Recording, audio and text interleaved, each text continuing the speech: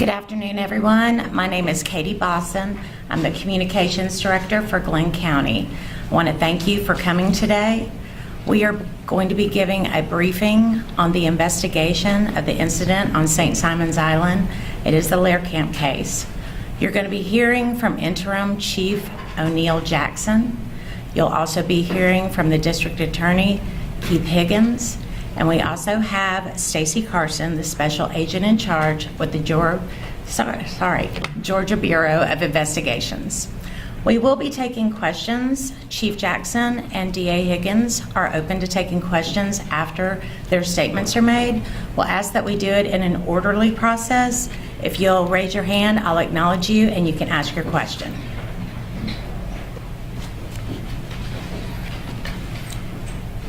On today, April 17th, 2023, at approximately 9:50 hours, investigators of the Glenn County Police Department arrested Carlton J. Struther, age 46, and Lauren C. Struther, age 56, both of Glenn County, for the charges of maintaining a disorderly house and contributing to the delinquency or dependency of a minor. The couple, along with their attorney, surrendered themselves to GCPD investigators and were booked into the Glenn County Detention Center. In addition to these arrests, at approximately 1100 hours, Edward Rooker Hobby, a 17-year-old, was booked at the Glenn County Detention Center and charged with battery. This arrest stemmed from a separate investigation that was associated with the Lehrkamps. Investigators have also filed juvenile complaints in juvenile court on 2 juveniles. Abiding by state law, the identity of those juveniles will be withheld, but juvenile 1 was charged with simple battery and criminal trespass, and juvenile 2 was charged with possession and use of drug-related objects. Since the start of this investigation, investigators remained in contact with the Lehrkamp family and have kept a clear and open line of communication. Updates on the progress of this case have been continuously given to the family as well as the victim, and in fact, prior to coming in for this conference, we were in touch with the family. We continue to wish the victim well towards his recovery.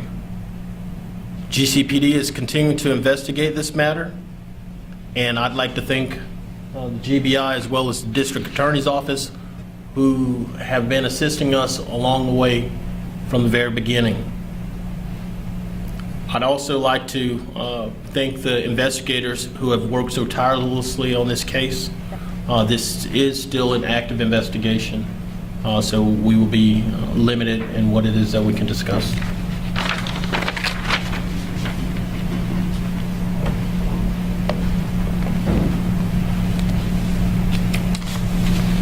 The object of all legal investigation is the discovery of the truth.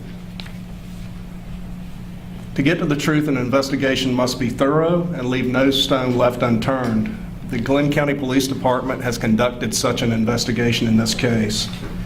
The length of time that the investigation has taken has been in large part due to all of the misinformation that has been put out on social media in particular, and the need to address it.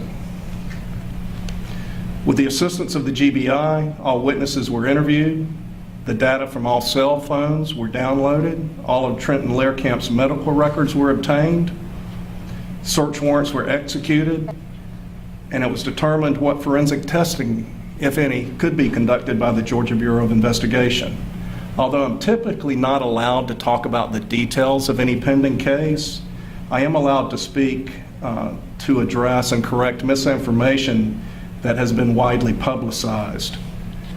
Upon review of all the evidence in this case, it has been determined. How do we turn this thing on? He's right behind you.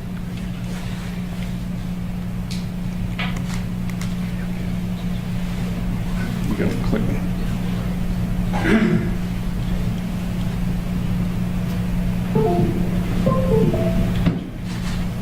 Good to go?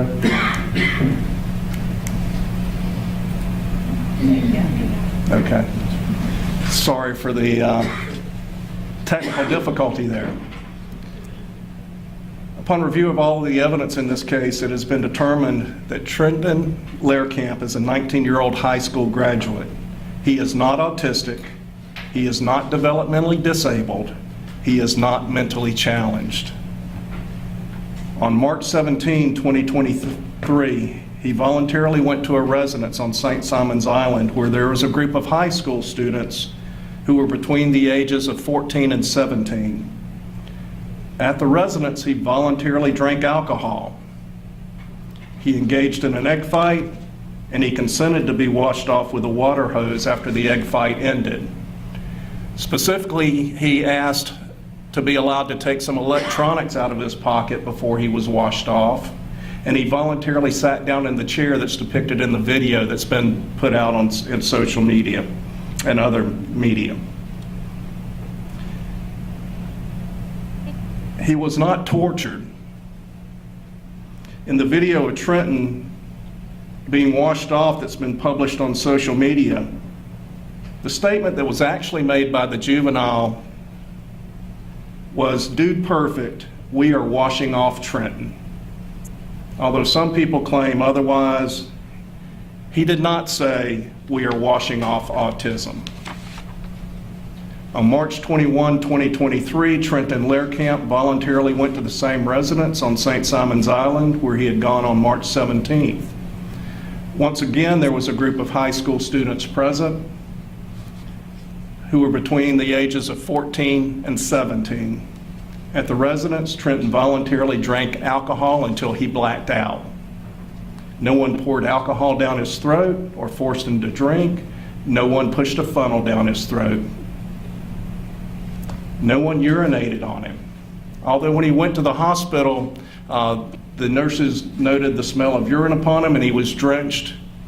Water had been dumped on him, and quite frankly, the physiological response of a human being who has drank alcohol to the point that is a toxin in their system will either sweat profusely, vomit, and urinate. No one urinated on Trenton Lehrkamp. No one defecated on Trenton Lehrkamp either. The item that's shown in the photograph that was published on social media is a plastic dinosaur toy, of which there are photographs that were taken during this investigation when the residence was searched. No one poured acid down his throat. No one beat him, no one choked him, no one tortured him. After Trenton blacked out from the alcohol that he voluntarily drank, one of the juveniles that was present committed certain acts that have resulted in the complaints that are being filed against him in juvenile court. The subsequent execution of a search warrant at the residence resulted in the discovery of evidence that led to the complaint that is being brought against the other juvenile. After realizing that Trenton needed medical attention, Rooker Hobby drove Trenton to the hospital.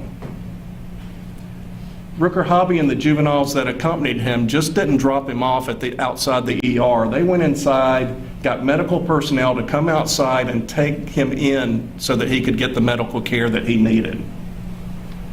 They then left their correct names and telephone numbers before leaving. By taking Trenton to the hospital so he could get medical attention, Rooker Hobby and the juveniles quite probably saved his life.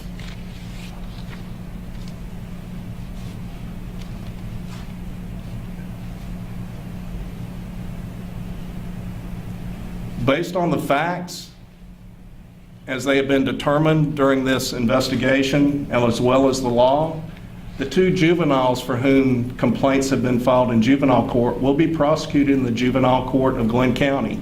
They cannot be tried as adults. Crime of simple battery and the crime of criminal trespass are misdemeanor offenses. For a juvenile to be tried as an adult in Superior Court, and possession of drug-related objects is a misdemeanor.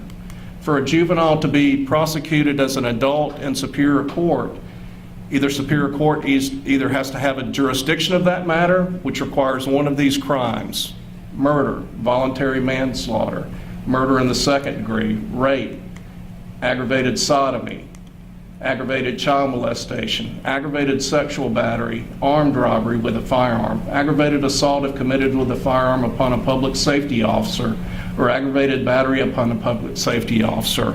None of those crimes exist in this case. For a case to be transferred to Superior Court from juvenile court, if one is originally brought in juvenile court,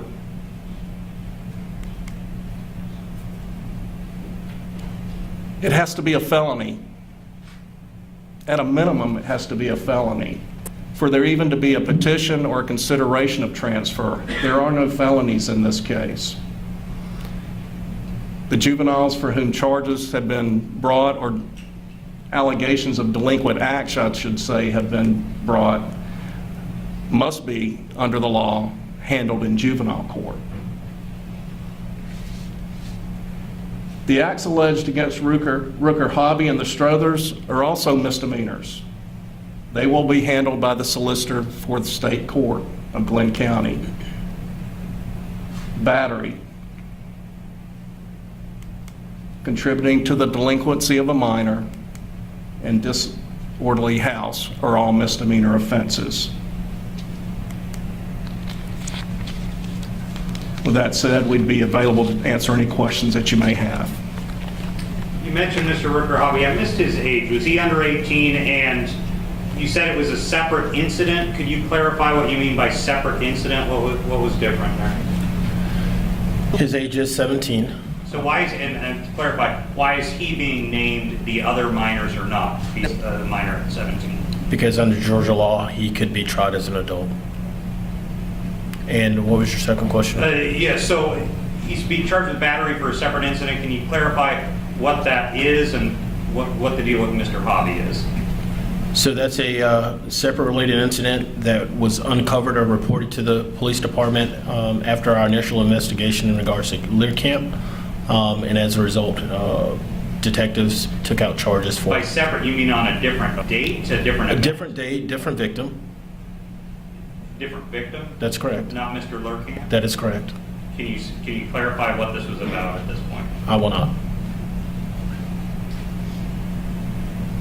What about Trent's father's version of events? I mean, he kind of said he was abused serially. Can you speak to that? I mean, it sounds like Trent consented to a lot of what happened. Can you speak to the father's version that he was abused serially?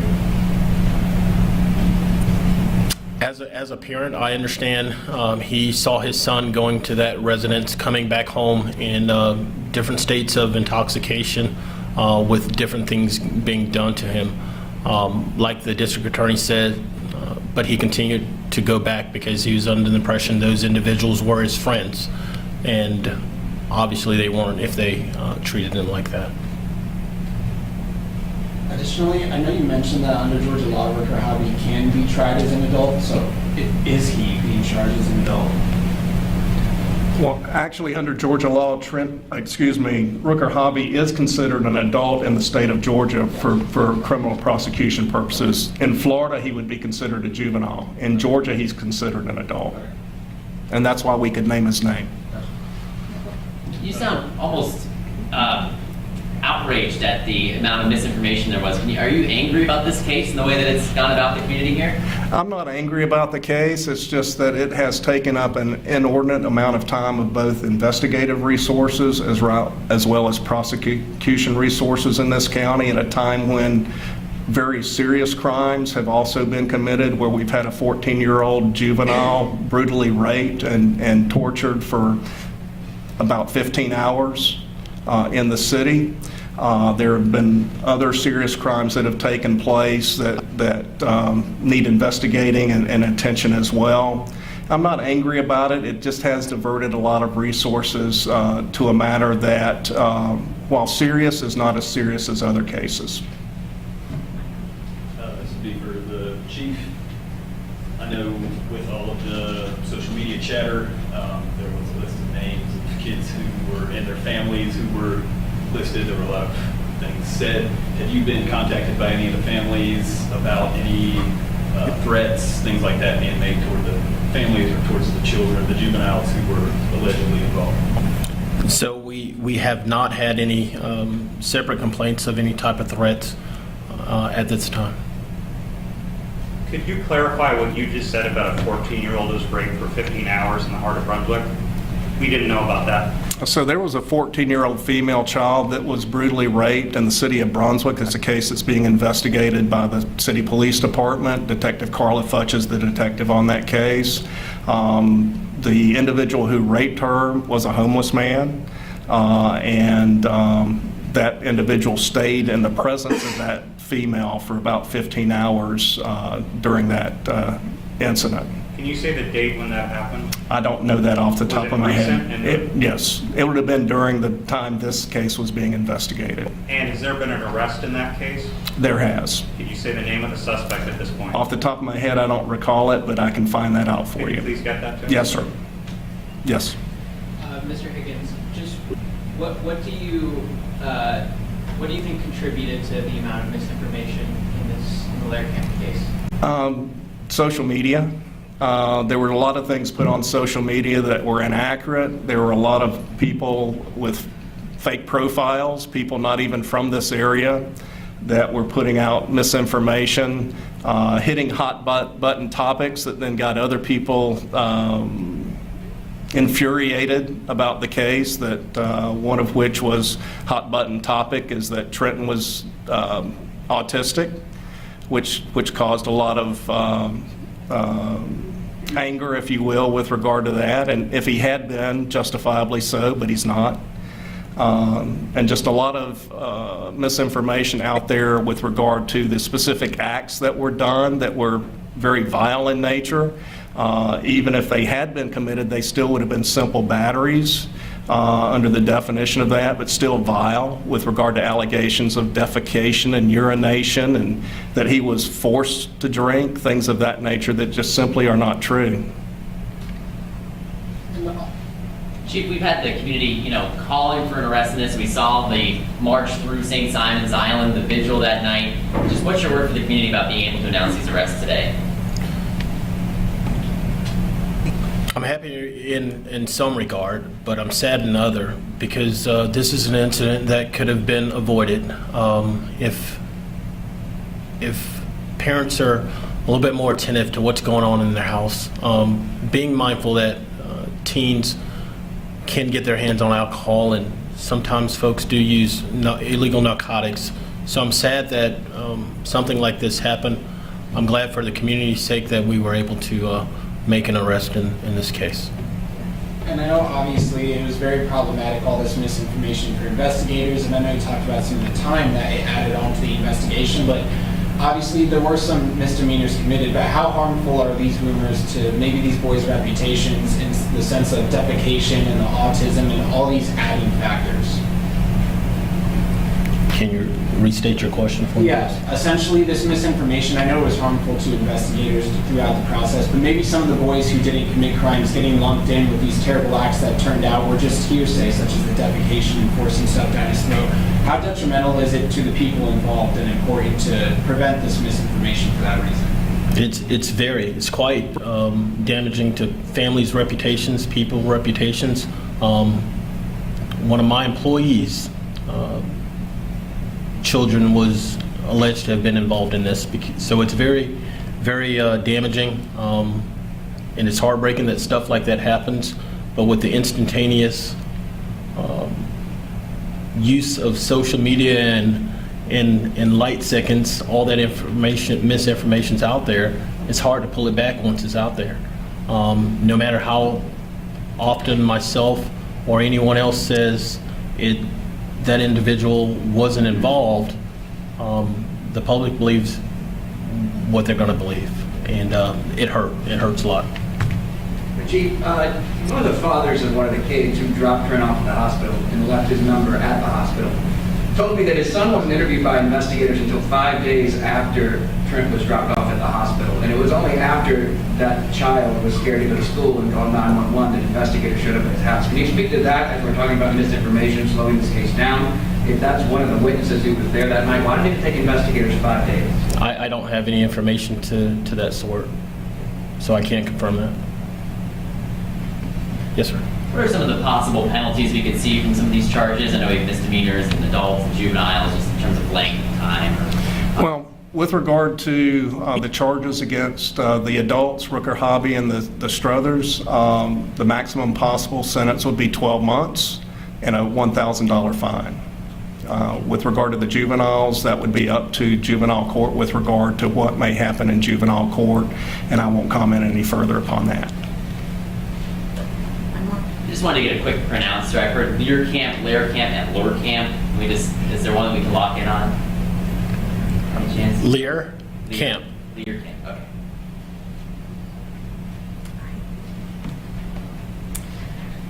I will have the chief's statement and a copy of the district attorney's PowerPoint available for you. And if you need any follow-up, please contact me. I have my card here, and I'll also be happy to send this to you electronically. Did you get Thank spellings you. of the two gentlemen who just spoke? Spellings on names? Yeah. Interim Chief O'Neill Jackson, O-N-E-A-L, Jackson, J-A-C-K-S-O-N. District Attorney Keith Higgins, K-E-I-T-H-H-I-G-G-I-N-S. District Attorney for Glenn County? Yes. And will we be getting mugshots? You'll have to reach out to the jail for that. Okay.